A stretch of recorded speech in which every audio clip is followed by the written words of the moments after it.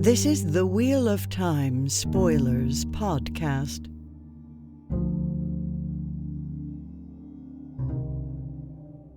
It's like having a product announcement and being like, oh yeah, we have an idea for a product. You don't announce it then. A lot of people are these days. It seems to be working great for grifters. Maybe we should try that. Maybe we should grift. Maybe we should not have morals and just start grifting. Do we need to announce podcasts, get funding for them, and then never make them? I mean, apparently that's the only way we're going to be able to save for retirement in this economy. I mean, I'm saving for retirement. I'm just not sure it's going to be worth anything by the time I retire. Yeah, I'm stocking up on beans because they're not quite so volatile in terms of their value to me. They're just beans. They are consumable. Yeah, they have the same amount of calories in them this week as they did last week. You know, they're beans, not like dollars. Listen, we promised we're going to do a final podcast on Wheel of Time. We definitely are going to do a memory light. We just need everyone to support us on Patreon for a couple of decades first. And then we're going to go ahead and have that come out. I mean, that would be one way to delay the inevitable anguish of actually finishing the project. Just never finish it.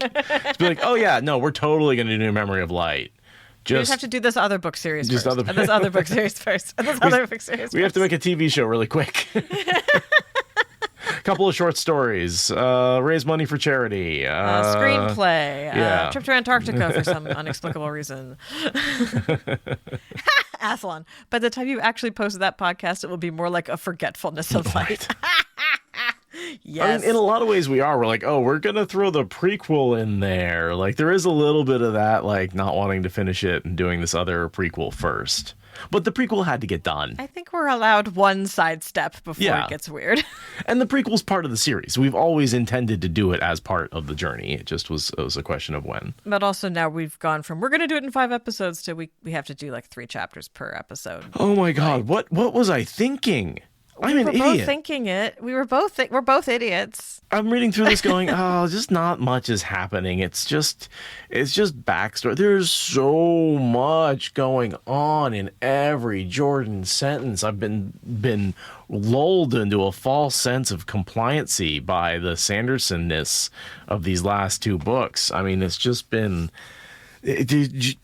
Could you stop cramming so much meaning in one sentence, Jordan? It's really frustrating when I'm trying to go through quickly. Oh, so yeah, we're down to 3 chapters per episode, and I think we're going to try and stick with that.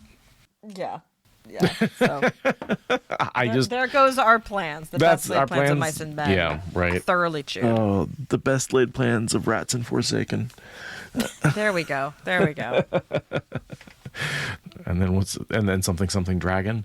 Step 4, profit. That's all I'm understanding from this. So on that note, should we crack open the book and start with chapter 11, Just Before Dawn? Just before we start. Just before dawn. And our symbol is the flame of Tarvalon, because this is the raising of the sisters to the shawl, which is obviously going to be a flame thing. So it's a ceremony thing. By the light of a single lamp and the low fire on her narrow hearth, Moiraine dressed herself carefully, making an effort to stifle her yawns. It needed effort. A night of contemplation meant a night of no sleep. Her eyes were grainy, her limbs leaden. Well, sleep would have been beyond her in any case, simply because of what lay ahead this morning. Oh, why had she not argued Swan out of that mad prank? It was a question she had asked herself often during the night, and as foolish this time as the first. She rarely won arguments with Swan. If only Swan were here with her now. Contemplating the burdens and duties of an Aes Sedai turned inevitably to the task Moiraine meant to take up, and the scale of that search had loomed larger and larger as the night went on, until it reared before her like unscalable dragon mount itself. Company would have helped, but the ritual was explicit. Each must be alone when they came for her. Missteps now brought no penalties beyond embarrassment, and likely a reputation as flighty dunces that they might never shake off. Of course, they might have already achieved that reputation, yet it had seemed best to be beyond reproach as far as they could. I'll cut it there. I just liked those first 2 paragraphs. Beyond reproach as far as they could. They just did a major prank and got spanked for it. Yeah, aren't they like the only sisters in living memory to have been raised to the shawl while still under penance, smarting from their last accepted spanking? pseudo-accepted spanking at that. No, she doesn't think it explicitly here, but we do know that she was 100% spanked, right, and punished. I'm trying to remember how we know that. Yeah, we get that information later in the book. I think okay. someone says it. I think when Cadsuane is interrogating their existence as freshly minted sisters. Got it. I'm pretty sure that's where it is. But yeah, that's part of why they didn't get any rest, was because they were getting spanked after sneaking around and putting mice in Elida's bed. Oh, Elida. Never again would Elida be able to make her quail. I mean, not really. She makes Moiraine quail a lot less than Swan, in fairness. Exactly. Yeah. Just because Moraine's not, like, there. Right, exactly. Like, by the time Elida's Amerlin, right, I think Moraine's basically... She's off doing her thing, and then she ends up in an alternate dimension. Moiraine learns about the deposition shortly before going through the redstone doorway, so she thinks that Swan is dead shortly before she goes into her pseudo-death. Which, yeah, it would be nice. Oh, man. I do think she does kind of twitch a little bit when Rand mentions having a run-in with the Andorran Queen's Aes Sedai advisor. I think that she does give a wee bit of a twitch at that. Like back in the day, or back in Eye of the World. Eye of the World. I'm pretty sure that she's like, you ran into Elida, huh? Oh, okay, yeah, we gotta go. Yeah, that was. We gotta go now. That's almost more urgent than with the Trollocs and the Murdral finding him, right? Like, knowing what we know about Elida. Yeah, and she's cool and chill about it, and we assume as first-time readers that it's just Aes Sedai in general, but when you read this, you're like, oh, her urgency to get out of Dodge when she learned that Rand had caught Elida's attention, like, that was personal. Mm-hmm. That was personal. But everything's personal in these books. She keeps, like, everything from Tom to Elida to the Green Man. She's met them all before. Yeah. She probably has not met or heard of Tom at this point. Not at this point, no. At this point in her life, because... I would disagree with that. I would disagree with that, because how long has he been... He was in the court for a while as an attendant, and we decided that would overlap with her time before she went to the White Tower. He was the bard attached to the house of Trakand before it ascended to the throne. He was not with the throne before Trakand came to it. He helped her get the throne. No, but she's had the throne now for a while. And yeah, so Morghese has been queen for like 2 years at this point. So Tom's definitely super around and super known as a quantity. And Moraine's been in the tower for like 7 years. So he's risen to his political prominence while she was cloistered away. Because Trakand wouldn't have been relevant to a teenager in Cairhien back before she went to the tower. Trakand was a relatively minor house at that point in the timeline. And his cousin has not been killed yet, right? Owen has not manifested channeling yet, or is just starting to manifest channeling. He hasn't been killed by the Reds yet. Tom hasn't had his falling out with Moiraine yet, or with Morghese yet. Nephew. Sorry, I forget what I said. Thank you, chat. I appreciate that. Tom's nephew has not manifested channeling and getting targeted by the Reds. So just Moiraine went to the tower in 972. Morghese took over Camelin in 976, 4 years later. Yeah. So I'm going to assume that Moiraine has no particular reason to know of Tom at this point and comes across him in the course of her gallivanting about as an Aes Sedai and searching incognito for stuff. I don't see any reason for them to have known of each other before, especially with the age gap. Like, she would have just been too much of a kid back before, you know? Yeah, but I have a hard time believing she doesn't know anything about the politics of Camelin at this point and doesn't know about the queen. She certainly knows about Morghese, right, being the queen. Oh, sure, yeah. Yeah, and probably keeps track of most of the nobles. I'm not sure if she'd know of the bard. Yeah, she might know that there is a bard, but like not what his name is or what he looks like. And likewise, he wouldn't have any reason to know of one of the Damodred sisters that's off in the White Tower. Oh, are you kidding me? Just Tom? like, no, absolutely. Tom knows about all the nobility of Camelin, including the sisters. She's not of Camelin. She's of Cairhien. Cairhien, sorry. And I'm just saying, I don't think he would know her to look at her, right? Not like, to look at her. No, he wouldn't no. have been in the Kyrian court. Like, he has no reason to care about that particular branch of the Damodred family beyond just, like, knowing she exists. Yes. But I would say that if someone said to Tom at this moment, are you aware of Morghese Tricand of Kyrian, the Aes Sedai in training? Moiraine Damodred of Kyrian. What did I say? Morghese Tricand. Names are hard. I'm looking at Morghese Tricand on screen. That's why. Yeah. So no, I'm sure he would have known of her, but like I don't think they would know each other to see each other. Like when in Eye of the World, right? They look at each other and like, oh, I know who that is. Like I don't think that would happen now. I think that knowledge has to be accumulated between now and Eye of the World. well, but see, they use the real names in Eye of the World, so they don't have to recognize each other by visually. They knew each other's names. Maybe it was brought to his attention when the White Tower was trying to position her to take the throne. So I'm going to go ahead and headcanon that this is around the time when he becomes aware of her as more than just like a spot on a family tree. Yeah, I mean, she's sort of, at least in this moment in everybody's eyes, a player. And so he's going to hear about people being upset that they can't get her and manipulate her onto the throne. He's going to hear about Aes Sedai scrambling to find someone who will do in the lack of her, right? He's going to hear about that and be some amount more interested in who she is. All right, so she's kind of preparing to move out of the room, right? Leaving her clothes behind to be recycled into the White Tower's endless store of clothes. I almost wonder if this is the dress that Egwene ends up wearing 20 years later, right? Because that's funny. It's just tiny little women, and she's like, yeah, not many in my current class are anywhere close to my size, so maybe someday someone will come along. And Egwene is described as being quite short.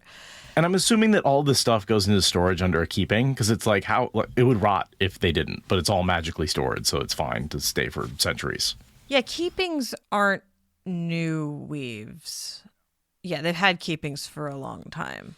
So yeah, I would assume so that the storerooms where they put this stuff are under a keeping. Just look at Elida, who does it to flowers, right? To keep them fresh. Right. Yeah.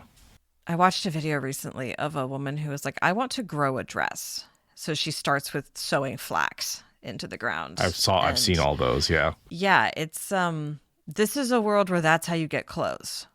Right? You don't just throw a garment away because it's a little damaged or a little stained, a little torn, a little bit worn out. Like, no.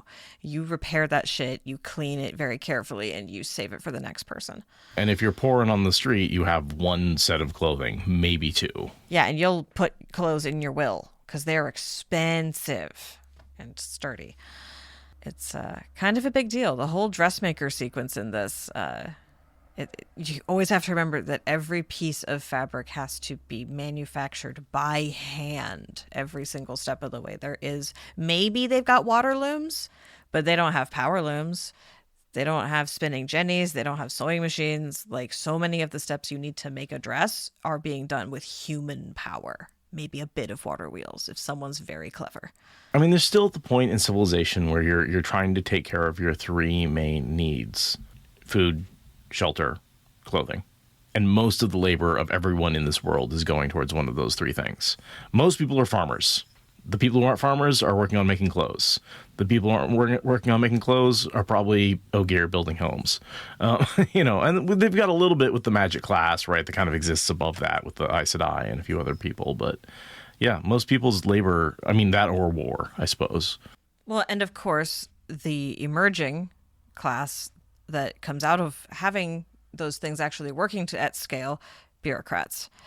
People that do the accounting, do the tax collection, and control the flow of resources so that way winter does not mean famine. But that's an extra shrinking percentage of the population as governments and cities lose ground, right? More and more of the world is being just farmed by people who aren't part of any nation. They're just out in the wilderness trying to farm. Right. Yeah. And also, governments, right? That's the other small class of people that tries to exist and justify its existence. And yeah, Athlon says the educated class, and I'd say they basically don't exist, right? They're basically the nobles at this point. Right. No, the educated class is a nice figment of a bygone era, right? That existed in the Age of Legends because people had utopian technology and thus they had the leisure time to be at that scale of education. And Rand wants to bring that back by starting those schools, but it's not a class that exists currently. Like you said, education is limited to the wealthy class, which is, the people that can justify being on top of a pyramid of people who are, eking value out of the dirt by making food or clothing. And there's always been that smaller elite class, but when you're talking about percentage of population, right? Like it's such a small percentage of the population of people who aren't farmers, seamstresses, weavers, builders, right? Like the people who blacksmiths, right? Everybody goes to work every day to make the things you need to live. But Aes Sedai are 1.5% of the population, and so they have large wardrobes full of clothes, et cetera, et cetera. I would say they're not even 1.5% of the population. The channeling is 1.5% of the population. So Aes Sedai is what, 0.1% of the population. I mean, we're talking 1,000 Aes Sedai across a population of.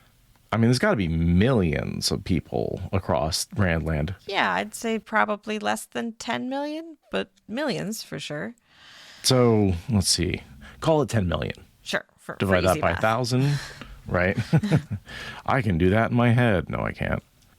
10 million, divide that by 1,000. That's 1 in 10,000. So that's 0.00001% of the population. Yeah. That's insignificant. It's a rounding error. That is a rounding error. Yeah, that's a small rounding error. That is just noise in your signal. I mean, in the same way that we have like 1,000 billionaires, right? Probably in the U.S., give or take. It's a similar level of power. And we have more than 10 million people in the world. Yeah, right. More than 10 million people in the U.S. Yeah. But on a scale of the U.S., that I think that's about a similar ratio. The number of Aes Sedai to population is probably billionaires to our current population. Awkward. Right. I mean, but to give you the level of like how powerful Aes Sedai are. Yeah, for sure. So all that to say, Moiraine is not going to be allowed to waste that accepted dress. That's all that to say. There are 962 billionaires in the U.S. as of, according to Google, which is almost exactly the number of Aes Sedai in the tower. Wow. Now we do have a bigger population, but still, yeah. It's like, we have more than 10 million people. I'm not good at knowing number things, but I'm pretty sure that that's a thing that I'm confident about. Speaking of numbers, 7 Aes Sedai arrive in the night. Well, early morning, technically. And they collect her and Swan and take them down into the same chamber where they went through the test, but now it's a ritual instead of a test. And it's all very ceremonial, and all 7 Ajas are represented and all that good stuff. And they do the step through the oval. It's the same oval they stepped through, but now it's not magically enhanced. So it's just like stepping through the red twisted gateway the second time. Yeah, it's a symbolic stepping through the arch. Like you stepped into the arch and went through the test, and now, but then you come back out that same side, right? Now you get to symbolically show that you've gone through the test. But yeah, stepping through the arch. I honestly didn't have a whole lot to say about the ceremony. It's a raising ceremony, which is pretty cool. Glad to see it on screen. Glad we got the 3 oaths. It's kind of fun to see her and Moiraine trading off who goes first in the various aspects of the ceremony that they can't do at the same time. I enjoyed that. Yeah, I really like how they worked out how they could make this ceremony as synchronous as possible. And they really do this as tightly together as they can. They're really good friends, and they don't want to become Aes Sedai with anything marking a difference between them, right? That's why they want to do it so tightly. And Tamra rolls with it. Tamra's like, okay, sure, I'll raise 2 of you at once. That's fine. But yeah, the ceremony is beautiful and formal, and we've seen it before, with other, when Nynaeve gets raised, although that one's weird, right? This is seeing how it's done normally, albeit 2 women at the same time. But this is the traditional form. It kind of makes me go, how is Elaida the only one that remembers these 2 were best friends when this is how close they were on Rising, right? Just like, seriously? Is Elaida the only one that's left alive? Because none of these names pop up again. Some of them not do. very many. Some of them do, you're right. Like you're Varen's there, and she's like, oh, right. I remember because I'm Varen. Of course Varen remembers, yeah. But yeah, it's the whole idea that Aes Sedai have like a statute of limitations on remembering things is just hilarious and weird. Especially for how long they live, right? Exactly. Like for most of these teacher Aes Sedai with these 2 doing pranks together, 20 years is nothing. They would have remembered them being best buddies like it was yesterday. Yeah, and like a lot of Aes Sedai are like, oh yeah, I remember that. Like there's this weird assumption at the beginning that no one remembers it. It turns out like a good third of the Aes Sedai that are ever relevant, like totally remember. It's lots of people remember. But yeah, they experience the oaths, and we learned that it will take a year for the feeling to ease off. So remember, for the whole rest of the book, Swan and Moiraine are always some degree of uncomfortable from the tightness of the oaths. It is interesting how healing helps with that, because it's like you're being squished, but you can be healed from being squished. I'm guessing that the squishing feeling causes some inflammation that can be healed. I'm guessing it's like a secondary effect that can be eased. I'm sort of imagining like a little bit of post-plastic surgery, like swelling. Yeah, I was thinking post-surgery swelling also. Yeah, but it's just like a very subtle thing, like all like in your dermis layer or something. And so yeah, a little wash of healing eases it. We get some commentary from Varen on the different Ajas. And then, yeah, we get to move into the blue Aja specific welcoming, right? Like they pick the blue, and so then all the other Ajas leave, and the Amerlin leaves, and now only the Keeper remains to witness because she is still technically kind of blue. The Keeper gets to stay blue. The Keeper gets to keep their Aja, right? Because they get to stay, they keep their stole that's one color. Right. I'm guessing because when the Amerlin dies, it's not like the Keeper is executed, you know? She's not like forced to die along with the Amerlin. She gets to, you know, go back to being a regular Aes Sedai in her Aja. She's not stripped out of it forever. Like in the ordinary course of things, not in the way that it happens in the books as we see it go down. Because they keep getting murdered at the same time. Yeah, that's different. But yeah, now we get the blue specific stuff. So we get the, you know, welcome home, sister. We've waited long for you, which I feel like kind of is like how the Wise Ones welcome back. Mm-hmm. The newly minted Wise Ones are like, when you come back, we will welcome you as a sister long departed, right? It's very parallel in that way. And then we get, you know, ceremony. You each owe me a pie made with your own hands. It is customary among us for the sixth sister who gives you the welcome kiss. It slides from ceremonial to friendly and jovial and teasing just seamlessly. Very quickly. And I love it. There's definitely a sisterhood, a family, we aren't always going to stand on ceremony and Aes Sedai formalness. We actually have real human experiences behind the shawl. Which I feel like is not the case with all of the Ajas. No, the blue and the green do seem like the much more, and the brown, seem like the much more cozy, homey Ajas, whereas the red seems to be always so, the red and the white are always The white would be so on ceremony, hardcore. Yeah. The yellow's probably pretty chill. Really, it's just the red and the white. Mm-hmm. Probably the gray. I bet the gray are very annoying. Oh, yeah. The gray is government class all over again, Exactly. you know, like debate. Yeah, like they never turn off, ever. No. Mm-mm. But the fun Ajas are cozy and homey, and yeah, the blues have people like Anaya, right, who's just so much mother energy that, yeah, the blues are a family sorority rather than a really competitive cutthroat beauty pageant sorority. And they're greeted by Leanne and Raphella because those are the most recently raised of the blue. So those are the youngest of the blue, which is why they don't have the Aes Sedai face yet. They're within the last couple of years they've been raised. And then, yeah, we get some fun teasing about other traditions that have been forgotten and teasing, what is it? Who is it that's really into it? Yeah, Raphella is really into bringing back old traditions. And so there's a lot of teasing about all the different traditions that have been let to go out of style, and do we need to respect them? And The answer is no. It's just fun. You know, like, oh, so you're going to walk there clad in the light and your shawl to show that that's all the protection you need? No, we're just going to clear the halls. And it's just fun. Getting this sense of, yeah, the stuff that you would never know about the blue unless you were in a blues only room.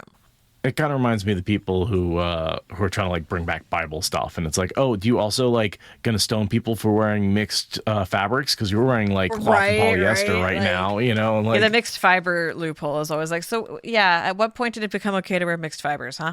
Because once you can justify that, you can justify everything else going on in that passage. And yeah, we get this emphasis on, you know, just as much to learn once you gain the shawl as before, which is definitely what's sort of drilled home throughout all the chapters that we've chosen to do today, both inside the tower and outside of the tower. And yeah, the last line I have highlighted is, she was not about to have the beginning of her search delayed by something as ridiculous as not wearing all blue on the first day of the month. Right. On Wednesdays, we wear pink. Stop trying to make fetch happen. Yeah. I think it's Wednesdays. Is it Thursdays? Oh my God. It's Wednesdays. It's Wednesdays. It's Wednesdays. Okay, good. I've never seen that movie. I've just seen the memes enough times. But it's giving a little bit of Mean Girls here, right? Like that's the sorority you've joined, right? Is this like you have to conform, you're one of us, you do all the, you learn all the little animal summoning tricks, which will come in handy later with Lan.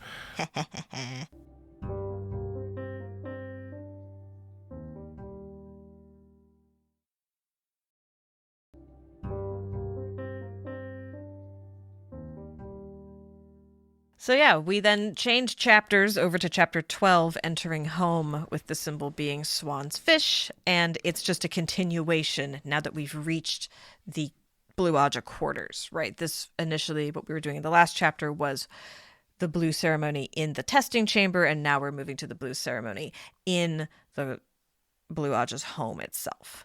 Yeah, they get to go to their rooms and meet with the first selector. Lots of names, right? We've got Anaya. We've got Chiron. Important name to note, Cabriana. Cabriana is here. Cabriana Macandes, the woman who is tortured to death by Semirog to make Halima's cover story work. Yes. And also importantly, so that she is friends with Kyrene. Kyrene killed by Arengar. Yeah, Chiron and Anaya. They're called the Three. And yeah, Chiron and Anaya are murdered while Egwene is in the camp as Amerlin. Right? Anaya gets smothered to death. Chiron, I forget how, but it's both Arengar. Again, Halima's cover story is facilitated by the first death of those three, and then she herself kills the other two. Right. The three of them are a particularly tight triad. So that's why they're killed, is because they are this tight triad, and it would ruin her cover story. Interesting to note that those are the first three names we get as this chapter opens, is those three women in reverse order of when they are killed. And there's a lot of sort of questioning about like who's deferring to who and why, and she doesn't understand. And we know it later. They tell us it's all power levels. Yeah, well, that's kind of a lot of the point of this chapter that's one of the things you learn once you get the power, once you get the shawl, is that deference is predicated on power levels, which you're not supposed to think about until you get the shawl. There's this interesting line, Edith is perhaps the most capable blue in the last 100 years, but if she were a brown or a white, they'd let her potter off wherever she wanted. And then a few lines later, in any case, you may rest assured that whatever talents you have, a use will be found for them. And that is one of the darker sides of the blue, is they are so dedicated to their causes that they don't care about what you want. If you've decided to sign up for causes, you will be told what your cause is. Kind of a darker side of the way that they organize and structure themselves. Yeah, sort of weird that the person of the higher rank can just tell you, oh, my cause is more important than your cause, so you're going to support me. And the Aja can say, it's more important for you to be in charge of running the Aja than living your own life. We're going to collectively make you be our leader. Kind of like what they do to Egwene. Or it's more important for you to go be a queen, or... Exactly. This is why Moiraine physically removes herself. She's like, I can't stand against the will of the Blue Aja. The will of the Blue Aja will move heaven and earth to make what it wants happen unless I'm physically unavailable. This is why Swan gets trapped so fast. And then Moiraine thinks, well, neither of them had any special abilities. And I'm like, well, Swan has pattern seeking. We see that in like literally a page. And you are a Damodred. So, Nepo baby ability is still an ability. Especially in a place where bloodline matters for rule. Yup. So they get put in rooms that are next to each other, which is nice. And they're all frilly because Anya. Anaya is a lace queen, and some of the ruffles have ruffles, and Swan is into it. Moiraine is horrified and can't make herself say that they're nice. She's able to make herself say that they are more than adequate. It's amazing. And she puts her Caesiera back in for the first time in 6 years. So she immediately transforms into the Lady Moiraine Damodred that we see in Eye of the World. The second she gets to her room, she dresses in all blue and puts her blue Caesiera in. And bam, there she is. A little bit young, a little bit untested, but she's dressed. Well, and it feels like she's going back to who she truly is. But it's like, man, how old was she when she went to the White Tower? 15? 14? Hard for her to have been the Lady Damodred before then, because she would have been, preteen Damodred. They, I think, were given adult responsibilities at an absurdly young age. Especially in Kyrian. Yeah. Because no, if she's like 20, 21 at this point, and they've been studying for 7 years. So yeah, 14 is when she would have enlisted, which means, yeah, she probably was 13 when it first manifested in her. Ooh, Vuji's asking a good question. What causes in general were the Blue pursuing, and what causes were Moiraine and Suian thinking about pursuing before the Dragon Reborn came landing in their laps the way it did? What kind of causes were they imagining their lives would encompass? Because, yeah, we never get a clue. They're just like, I'm going to do cool Blue Aja stuff, and then they get given a mission. There's never any reflection on the specifics of what they were going to do before. It was just very, like, generic, but... Honestly, I think they just wanted to travel. Well, I think Suian just wanted to travel. Find something out there. The plot, Aja. The plot, Aja. Not wrong. Not wrong. We're looking for something that will make a good story. Yeah. So yeah, they get scooted along to the horrible, distasteful discussion about power levels. It's weird. The line that I think is most important is, the tower rooted something out of you, then made you use that very thing to determine precedence. It's very weird logic. I don't understand why anyone thought that was a good idea. I want to blame the Black Aja and Ishamael just because it's so chaotic, but I don't know if that's too much of a stretch to support. Yeah, the whole power makes right, might makes right that they've got going on in the White Tower, it doesn't make a lot of sense. And then the fact that they don't talk about it, but they still obey it, it's like this weird... The deep prohibition is what weirds me out. The prohibition against age I kind of understand because it's a way of avoiding talking about what the Oath Rod is doing. And it doesn't matter to their power structure. Yeah, but I don't get the reluctance to talk about power levels. That I don't understand the origin of that, like, deep emotional taboo, you know? It feels to me like he's trying to play off the taboo of talking about money, and that you just don't talk about money and how much you make. Sure. And we all have unconscious biases, right? Based on someone's clothes, someone's car, someone's home, someone's profession. We all kind of know how much money someone makes, and we'll often adjust our social expectations based on that. But we never talk about it because it is very, very forbidden to talk about how much money you make. Yet you still kind of treat someone differently depending on how much money they make based on all the unconscious cues you pick up based on their appearance. That is what it feels like. It does feel like that cringe. I was in a therapy program once where they were like, there are 2 rules. Do not talk about what you do for work, and don't be making romantic contact with your fellow cohort people. Like, those are the 2 rules. Like, and, you know, be a nice person, but like, it was so interesting how they were like, you will be affected in how you think about your cohort if you know what they do for a living, and vice versa. So like, just do not talk about what you do or don't do for a living. It is not relevant. And what's the first thing you do when you meet somebody in a social party? You ask, what do you do for work? Exactly. They were like, we're breaking that taboo minute 1, and we're holding to it with watertight adherence. It was I had never thought about it, how important it was to biases, until they made like a 10-minute level deal about it. Oh, hugely important. Hugely important. Like, I hate telling people what I do because I can see them immediately slot me in the social order once I tell them, you know, and often I'll lie, you know, I'll not necessarily lie, but I'll be like, oh yeah, you know, I used to work in restaurants. And I immediately go at the bottom of the social ladder. And then later I'll say, like, you know, but I've got an engineering degree and I work at a computer chip fab, and I'm, you know, and they go, oh, and they're like, wait, why didn't you say that? And they get offended. They have this, oh my God, I didn't realize you weren't at the bottom of the social order, and I treated you badly. Like shit. I need to treat you better because, yeah. See, I was raised by artists. So just being weird and off to the side of those hierarchies is like kind of the entire identity. But see, then there's another set of status achieved through rejecting those social norms and showing that you're not part of them. And there's a whole nother hierarchy there, you know, like with the kin. No, the weird culty hippie space that I grew up in didn't have any hierarchy and social pecking order based on who was being the most soy free and whatnot this week. That's no. Yeah, no, definitely, yes, there are different social hierarchies, but yeah, the job one was one that was really de-emphasized. It was not high on the hierarchy list in where I came from, so it was, it sometimes trips me out how much that matters. to other people.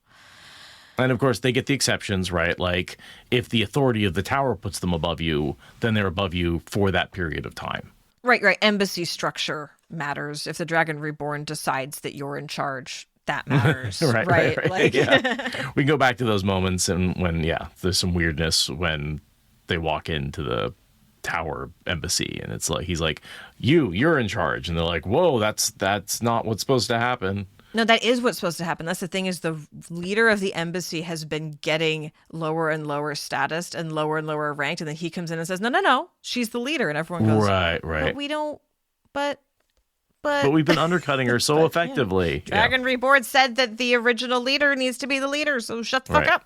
Right. So yeah, anyway, power rankings are weird and we can move past that. And then the next thing that happens is Cetalia Delarme shows up. And she is the current head of the Blue Aja Eyes and Ears and will presumably be handing that off to Swan as her protege over the course of the next couple of years. No information on what ends up happening to her. One would assume she is dead by the time the books roll around. But she has steel gray hair at this point. So this does imply that she's old enough to want to retire and go into the country or whatever it is I said I'd do at the end of their lives. Right. Die in office.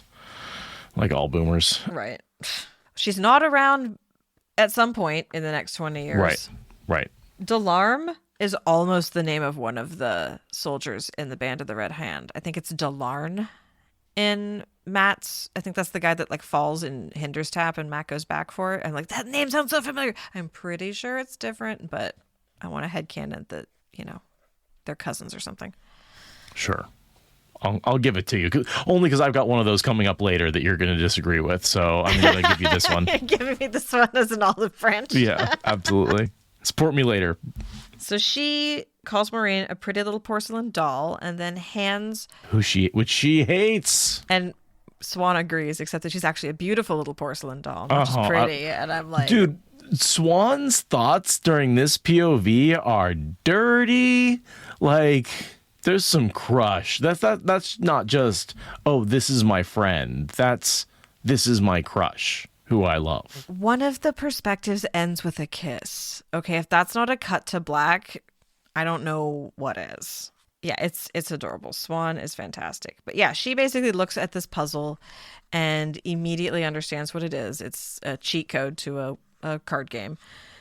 And that is unfortunately the beginning of her just winning at an IQ test that came out of nowhere. And she gets all like mad at Cetalia and tries to like prove her wrong by getting all the puzzles right and like ends up being completely ensconced as an unwilling protege by the end of the day.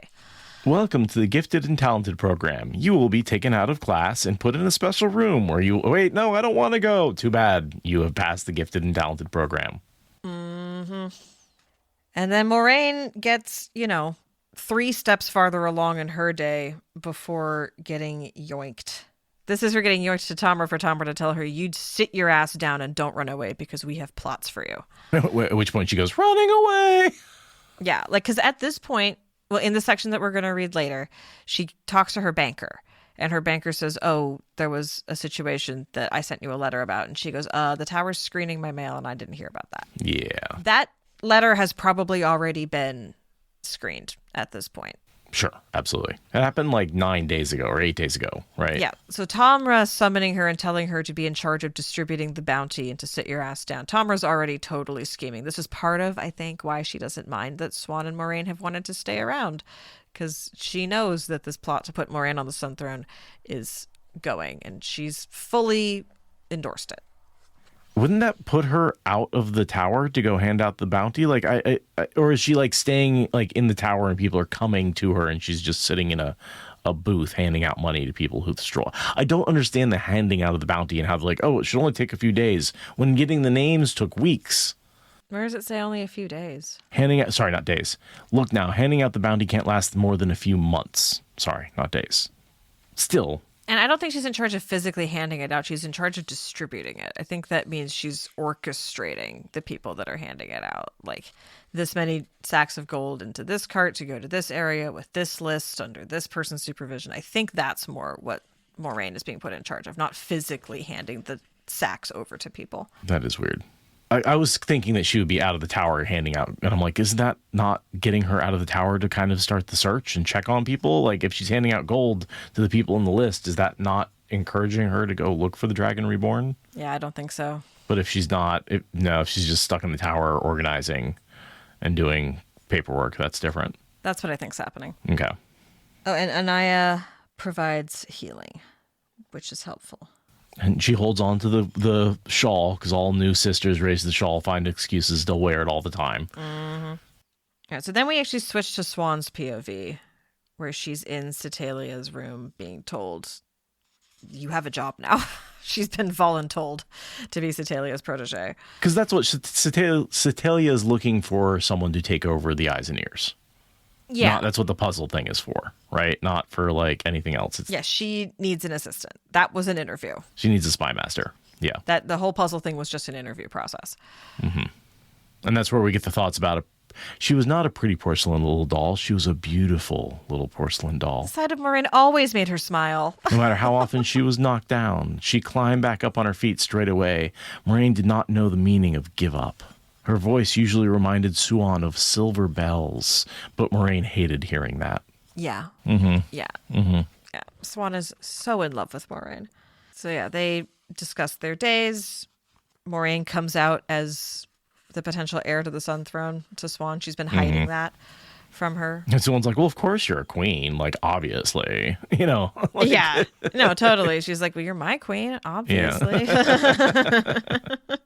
So yeah, Moiraine basically says, I'd rather be forgotten than remembered like one of my own ancestors whose name is still used to frighten children but like the tower says she was a successful ruler because it was peaceful. And I think that's an interesting lens inside what the tower thinks law and order means. Yeah, I mean, order by the sword, right?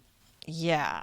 Order by death. That's fine. The absence of violence is the presence of justice. It's not great.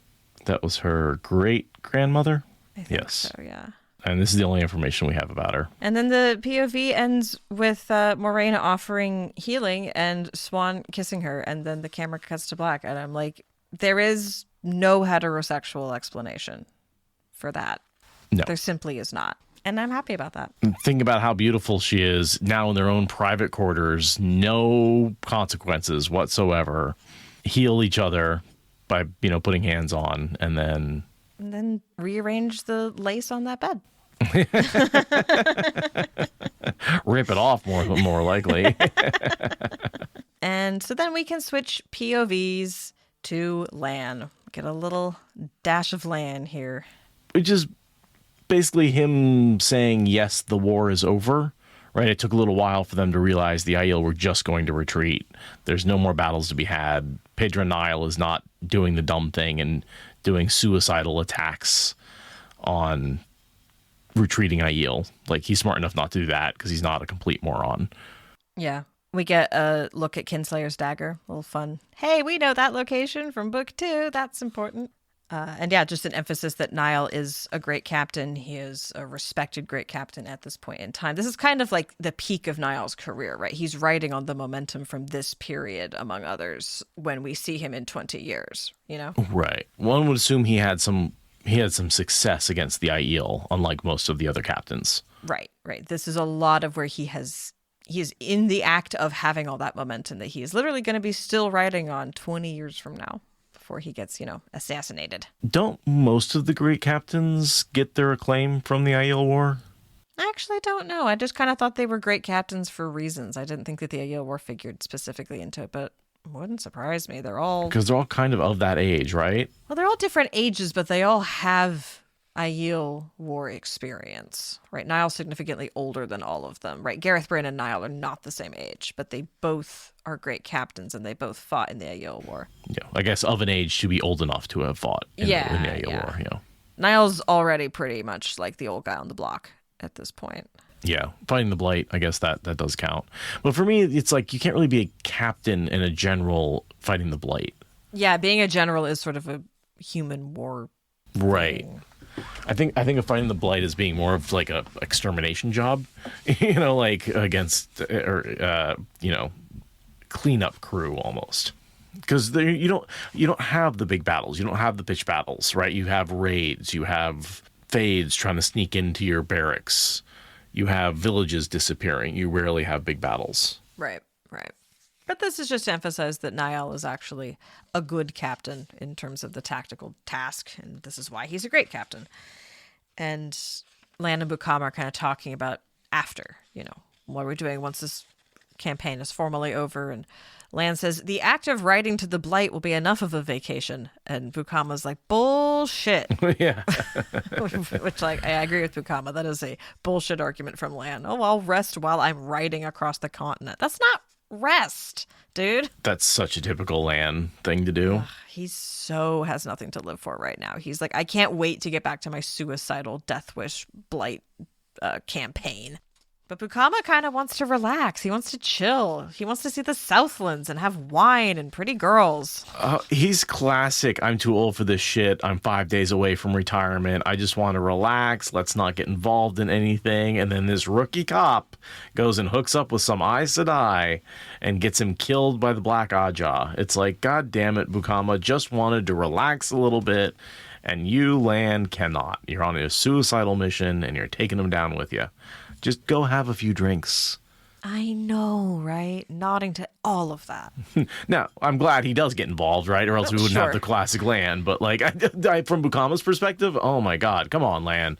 Come on. For real.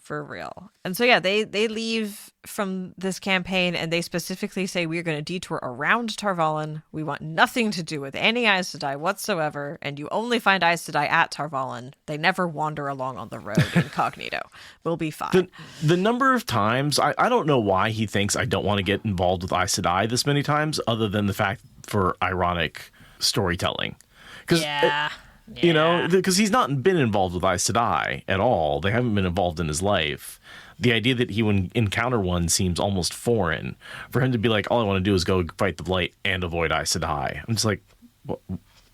So you want to get involved with Aes Sedai? It's like he's why are they on your daring head? the pattern to bring an Aes Sedai into his life. Totally. He's like, sure would be bad if an Aes Sedai showed up and gave me a reason to live. Sure would hate it if that happened. It's like Jordan likes to prove his characters wrong, but sometimes he makes them assert things that they have no reason to assert, so he can prove them wrong. Yeah. So I just feel like if he'd been thinking about earlier, that Aes Sedai who fought in the battle, but then they wouldn't have fought against the Aiel. So there's no connection there. I think he just is generally distrustful of powerful women, and everyone is distrustful of Aes Sedai, so it's just a normal default setting. I mean, I guess other than the fact that maybe their path was going to take them by Tarvalin, and he's thinking about avoiding Tarvalin and avoiding Aes Sedai in general, right? So he's like, well, we're taking the longer path to avoid the Aes Sedai. Yeah, well, there were Aes Sedai with the armies that he's interacted with over the course of the Aiel War. He has seen them at a distance and seen how they, hover around rulers and stuff. But, yeah. Anyhow.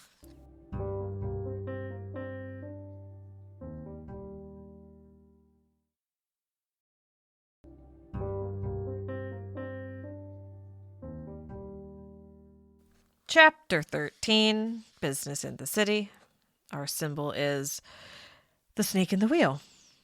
And we open with Siuan and Moiraine having a very nice dinner in the Sisters' Lounge, basically. Instead of a dining hall with benches, it's more of a little restaurant-y thing where there's separate tables and there's actually a couple of different choices for food. And it's just this sense of oh yeah, Aes Sedai have nice things behind closed doors. They got money. They do. Yeah, people are like, where are the money coming from? These are the billionaires. These are the bankers. They have holdings and estates and interest that builds over centuries, if not, tens of centuries. Yeah, these are cardinals living at the Vatican. They have nice things. So yeah, they have some good food, and then they go back to the Blue Quarters, and we talk about money.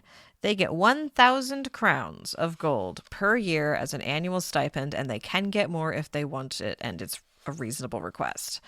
And Siuan doesn't know what the hell to do with that much money, whereas Moiraine is like, oh, I need some dresses, and yeah. Showing their relative classes is very apparent here in the way that they look at the money. Moiraine says, oh, good, now I have a dress budget. And Siuan goes, you know? I have more money than I've ever seen in my life by multiple orders of magnitude, and I'm going to store it away safely because if everything else falls apart, I at least have that to fall back on. Yeah. Yeah. Swan has never imagined. I mean, obviously Aes Sedai live well, but she has clearly not mentally processed that that's going to include her one day. Right. Because she's been living like a novice or an accepted, which is not living well. Yeah, no, it is Spartan. It is bare bones. It is bare minimum. It's not going to fluff you up. They don't fluff you up until you're an Aes Sedai. But Swan will keep her money with the Tower Bank, whereas Moiraine is working with a bank that has branches all over the place and has a good place in Tar Valon, but is not the Tower Bank. And then she learns that the Tower is messing with her stuff. So she's like, yeah, I'm not going to use the Tower Bank so that they can see all my transactions. No, not going to happen. I think of this as like a branch of the Kyrianan Bank. Exactly. Right, just extending out into Tar Valon, yeah. She's like, no, this is the bank I've always used since forever. This is the bank my family uses. They know me. Why would I trust the Tower when I have already a trustworthy banking service? And every bank has a branch in New York City. I mean, Tar Valon. Yeah, naturally. It's the financial district. It's the center of commerce of the world. Yeah, it's a financial district. So yeah, we learn about the letter. And yes. the banker says, 9 days ago, a man came to me, a Kyrianan. He spoke with cultured accents. He had presented an order purportedly signed and sealed by the Amerlin seat, directing me to lay open your finances. Yeah, that's not going to happen. And I'm kind of curious who was doing this and why, because clearly it's not from the Amerlin, right? Because the banker says this failed because I recognized Tamra Ospenya's signature and this was a forgery. So who was interested in this information and sent this guy, do you think? Was that like the Red Aja or was it like a Kyrianan? I think it's Kyrianan, right? Okay, so yeah. 9 days ago puts it less than a week after the death of Layman.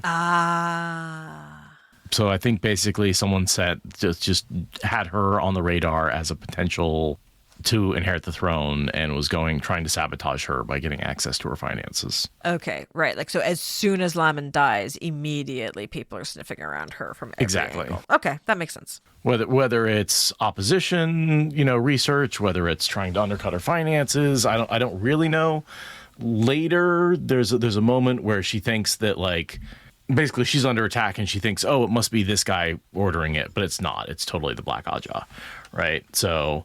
Right, the name Rhys Gorthanes doesn't mean anything. No, that it doesn't mean anything. Later. It's just some guy. Right. So when Canadrin, the black, the dark friend who is with Lan. Yeah. He tells Moiraine he was hired to assassinate her. She thinks it's this guy. Oh, but it's not. okay. It's got to be, the Black Aja, I think later, Mirian. And this presumably isn't the Black Aja. This is good old-fashioned Kyrianan scheming. I think this is just Kyrianan politics is my assumption. That's all that's going on here. So is it in the same way that Matt thinks he's being robbed all the time and it's always dark friends? This is Moiraine thinking, oh, it's politics. I'm being targeted by politics, and it turns out later it's not that. It's actually dark friends trying to kill her. Except this guy, it is politics. She was right this time. Yeah. This guy's right. This guy is politics, but later on, she attributes the assassination attempt to politics and thinks it's this guy. When I really think no, it's just the Black Aja trying to take her out. So the banker had sent a letter to her, and the Tower kept the letter from her. And she sees that as evidence that the Tower is seriously invested in making moves to put her on the throne. Not that they sent that guy. Obviously, Tamra could have, done her own signature if they wanted it to be that guy. Right. But the fact that they held that information back from her does say that they are also interested in manipulating Kyrianan politics. It confirms her worst fears. So they take that guy right into custody because he faked the signature. Yeah, fake Tower guard. And they bribe a boy, a young man. Yeah, one of the bank employees. Right? And that boy gets shipped downriver for basically doing a betrayal. Yeah. Here's my theory. He do be Bail Doman as a young boy who started off, they don't say where he's from. They don't say he's from, this is an international place. He could be from Ilion. And, he gets shipped out to run ice peppers. Now, come on. Bail Domon and Ice Peppers go hand in hand. That's how we first meet him. He's the right age. He'd be a young lad here. He'd be a, middle-aged man running his own ship in 20 years. He has a strong Illianer accent, though. Yeah. Which implies he grew up in Ilion. You think Bail Domon wasn't a pretty youth? I mean... I know, it doesn't work. It doesn't work. I don't care, but I want it to work. I know he's... Because You're he's right an about the Illianer. timelines, though. The timelines do work the out. Ice Peppers being shipped off to sea, like... He is a young man getting started in his shipping career. He probably has started, wiping the decks on a pirate boat or something. Ice peppers are shipped a lot of places. They're a very popular trade good. There's an annual run of many merchants moving ice peppers. He probably, everyone's got their own taste. He might have been a pretty young man. I don't think so, though. I think that young people working entry-level jobs in Tarvalon are probably natives of Tarvalon.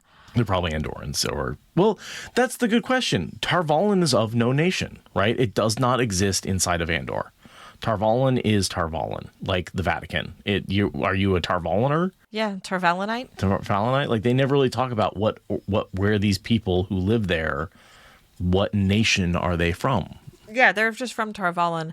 I know that there's some character that describes themselves as having been coming from, isn't one of the ship captains, one of the weird ship captains we see briefly in Fires in Heaven from Tarvalon? He hates the Aes Sedai.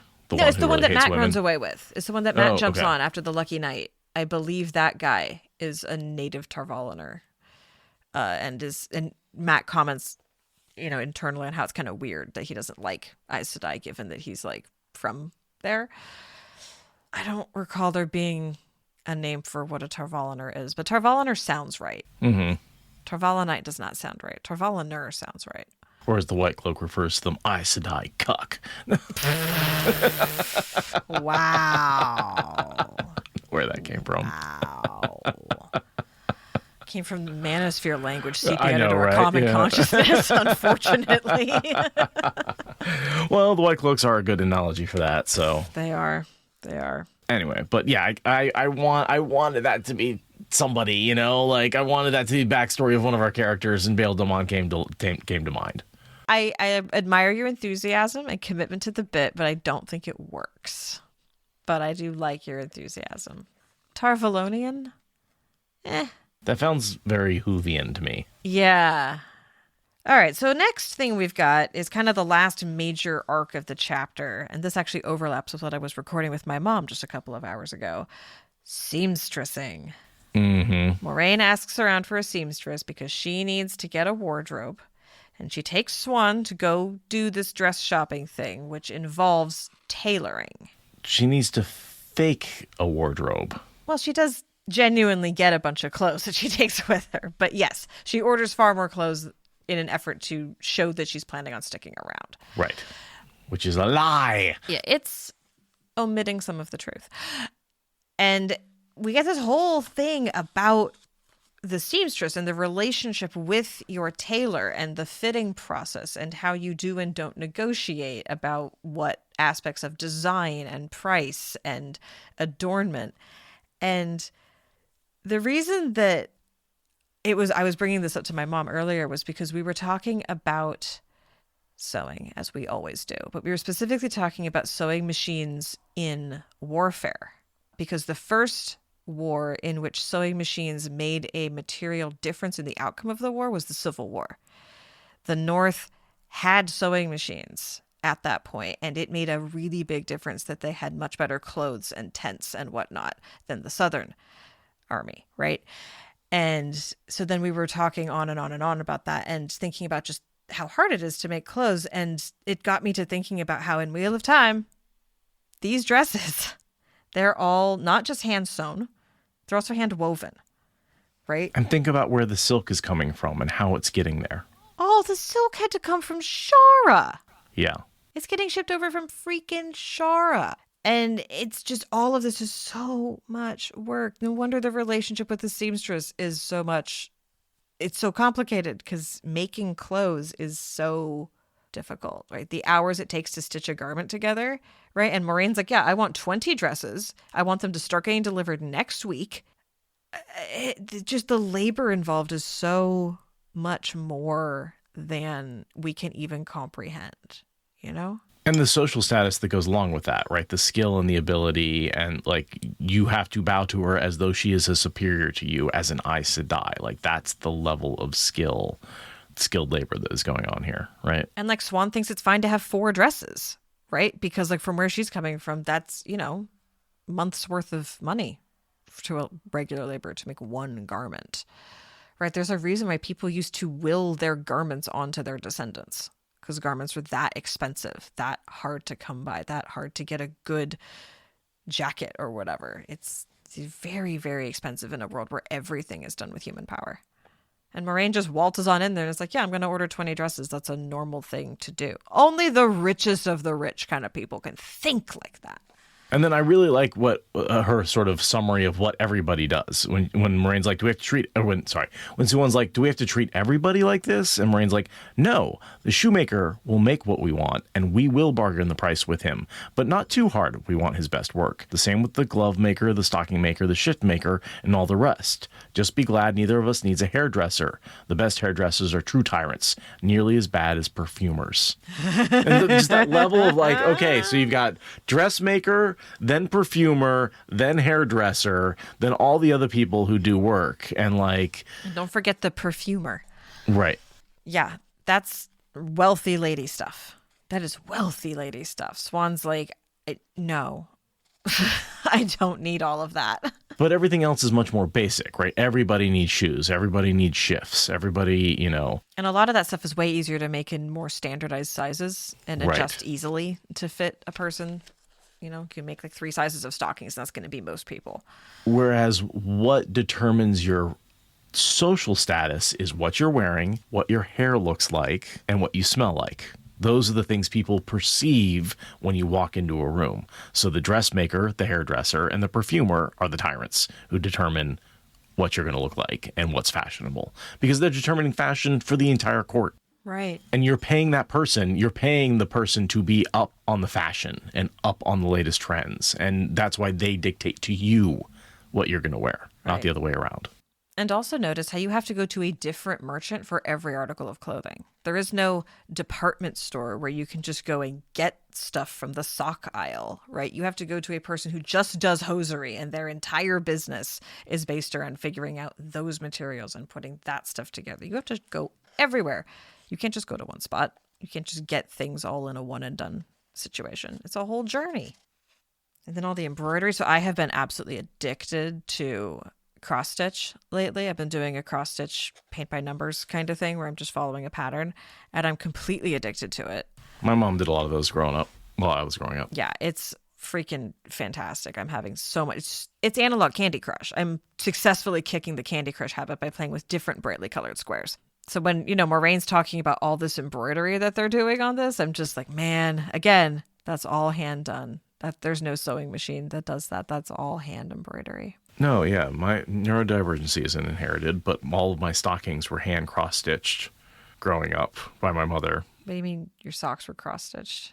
Christmas stockings, the ones that you hang by the fireplace. Oh, those. She would stitch a whole cross-stitch a whole Christmas scene on the front of it. And it would be this elaborate, you know, people skiing. You know, you've seen those like puzzles that people put together that like, they're complicated. She cross-stitched that whole thing on, and we all had stockings. All 4 of us had one of those cross-stitch stockings. And each one took her years to make. I believe it. Yeah. I'm working on a really big one right now, and it's very time consuming. It's not a fast process. And so, you know, in conclusion, autism is inherited. Oh, yeah. Quilting and needlecraft are not a thing a neurotypical person is going to invent. It's just not. It's just not. Yeah, and my mom got me this kit at a secondhand store because I was complaining about how much Candy Crush was absorbing my brain. And she's like, well, try this. And a year and a half later, I finally worked up the balls to start working on it. And now I'm completely addicted and hurting my back in an effort to just keep doing more tiny little squares. I actually did some of it back in a couple of little ones just because my mom was doing it, so I wanted to do it. And it was fun. It was fun. I enjoyed it. But I was a kid, so cross-stitching wasn't going to hold my attention for long. I did it when I was a kid, too. That was one of the many, many handcrafts that Waldorf had me do. But yeah, it's a really fun activity. But yeah, the concept of, I would like these dresses with all this embroidery and I want some of them to be delivered next week. I'm like, that's a lot of people that have to work on that. That's a lot of hours to get not just a dress hand stitched, but also to have like beautiful like scroll work flowers curling around the bodice or whatever. Yeesh. It's a lot of talent spending a lot of sleepless nights and avoiding a lot of other projects. And getting so much fuel for arthritis. Yeah. Yeah. And then like, the most important thing, she does a Columbo, right? On her way out, she does by the way, I want 5 more riding dresses, which is the whole reason she came in the first place, was to cover up the need for the riding dresses because she wants to escape. Well, those dresses, she says she wants them made last. So they're not the ones for escaping. I thought they would be. Yeah, right before she leaves, the thing is that she wants dresses that are in her house colors, but not enough of them. So it's still part of her telling the tower, like, yeah, I'm down to be a member of House Damodred. Sure, totally there for that. Maybe this is why I thought her traveling dresses had the stripes of Kyrian and House on them. Yeah. I mean, this is 20 years before she goes riding. I'm assuming she's still not using the same dresses that she has made now in 20 years when she meets Rand. No, I think she's going to have to get some replacement dresses for sure. But yeah, she offers a gratuity for speedy completion, and she also accepts that the first dresses she's going to get are going to be super pale because Swan offends the seamstress so much that the seamstress decides she's going to dress Moiraine in very pale colors. And we do see that Moiraine always dresses in dark colors in the future. Once she has proper control over her wardrobe, she does not always go a dark blue. with sky blue. She's like, no, we're going for sapphire blue. Thank you. And yeah, that is what preparation she can do to get ready to try to get out of the tower when the opportunity presents itself, but she's not actually fully ready to go. And with that, that's the end of the chapter. That's all I have marked out. Yeah, we actually, that was I don't want to say less meaty, but maybe less tangenty than some of the past. This dressmaking chapter is really, I love seeing them get raised. I love the dressmaking thing. But yeah, there is maybe less super heavy plot stuff to talk about. We had some good tangents. Good tangents, yeah. But it was definitely the ceremony that we've seen before and dressmakers that we've kind of talked about before and stuff like that. But this is like the infamous dressmaking scene. Yes. Well, isn't there one with Nynaeve and Elaine as well that's very similar to... They go into a dressmaker's shop and then get dosed on fork root. Right. But I feel like some of the thoughts are very similar. Kind of, but Moiraine has a much more city girl approach to a seamstress than Elaine? Nynaeve does. No, Nynaeve's the one that handles that whole discussion, and it's all just the code words for the Yellow Aja message getting passed along. Like, they really just pass through the door. They don't really do a lot of the seamstress song and dance, and Nynaeve wouldn't even know how to do any of it anyway, because she's a country girl. God, I just remember there being more like another scene where they could get dresses. No, there's scenes where people get dressed, but the tailoring part is different. And then I can think of the one with Tuon and Matt. With that comes up in the next book. Yeah, in Memory of Light. That is a scene. I guess one other thing that's worth talking about here is the cost of this. 1 gold crown for a woolen dress and 10 for one made of silk. That implies that a gold crown is worth quite a bit if one can be worth a dress. Yeah. And they get 1,000 a year. And they get 1,000 a year, yeah. Do we know approximately how much a gold piece is? Is there some kind of rule of thumb for translating that? It's the value depends on plot, I think, is basically what it boils down to. Sure. Okay, well, how much would a handmade dress, tailored wool dress, cost now?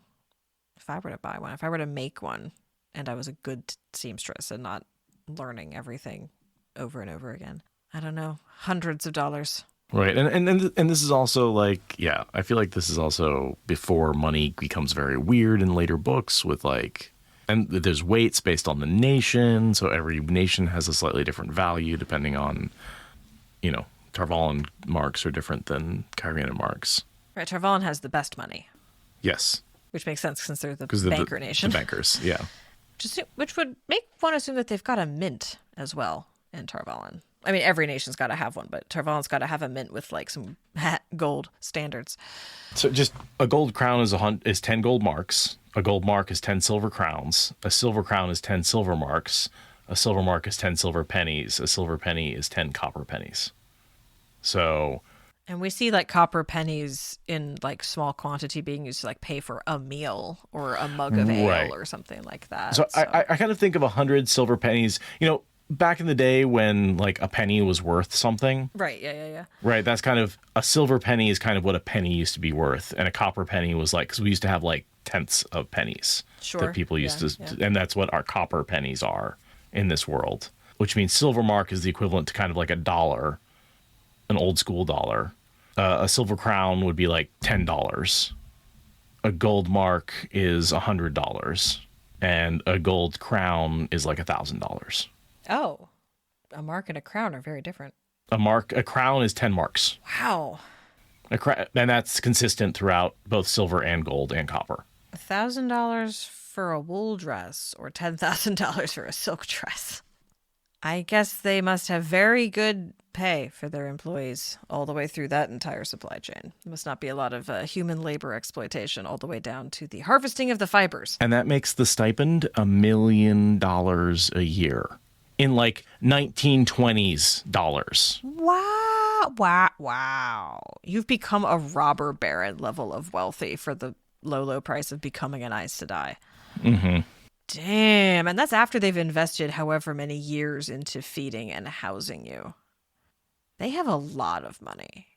Tarvalin has a lot of money. You are essentially, you essentially become a millionaire instantly when you become an Aes Sedai. All Aes Sedai are millionaires. Every year they get their millionaire status refreshed. So if they don't spend all that, they're a multimillionaire before they've like even gotten the Aes Sedai ageless look set in properly. Jeez. Wow. And that's assuming they don't have any way of making their own money or any of their own power or using their own power to, or like Moiraine, who has her own estates. Right. Business ventures they could choose to get involved in. Like invest that money in stuff because you have 300 years to let it grow. Right. So yeah, money's not really an issue for the Aes Sedai. Oh, wow. So again, that's just sort of going off the idea that like a silver penny is the equivalent of a penny that a couple of those will buy you a meal. Mm-hmm. Right, yeah, like 1920s. 1920s, like pennies. 100 years ago. Yeah. Wow, trippy. And now what money's worth? Maybe 100 times that? Yeah. With inflation. So, when we're talking, they were millionaires. They're like 100 million. They're getting like 100 million bucks in modern money handed to them. As an annual salary. These are some absurdly wealthy people in a world where, a lot of villages have very little hard currency circulating in them. I would guess that there's a little bit of a fall off in terms of money, right? Like, I think we're getting a little outside of ourselves in terms of how much money they're getting. Because I think nice things cost so much more that the buying power goes down. Sure. But there's a reason why they're always dressed in nice clothes and have nice lamps and have nice horses and the warders have nice gear and like it behooves the Aes Sedai as an institution to always look tip-top. And with that, I think we're done.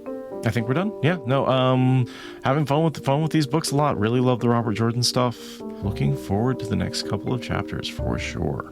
Yeah, well, I think we'll probably just be doing another 3 chapters next episode, so stay tuned for that. And in the meantime, we can take a break and then go do Dungeon Crawler Carl Dungeon Anarchist Cookbook.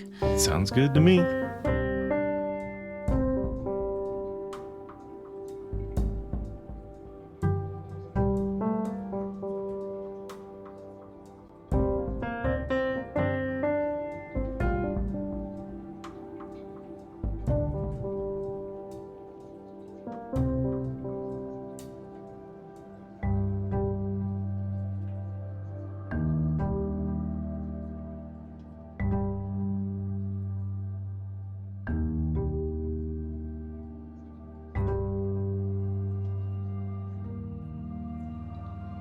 Thank you for listening to the Wheel of Time Spoilers podcast. Please rate and review us on your podcast app, and consider supporting us on Patreon for ad-free episodes. What Spoilers is a production of Fox and Raven Media. For more podcasts from Fox and Raven Media, visit our website at foxandravenmedia.com.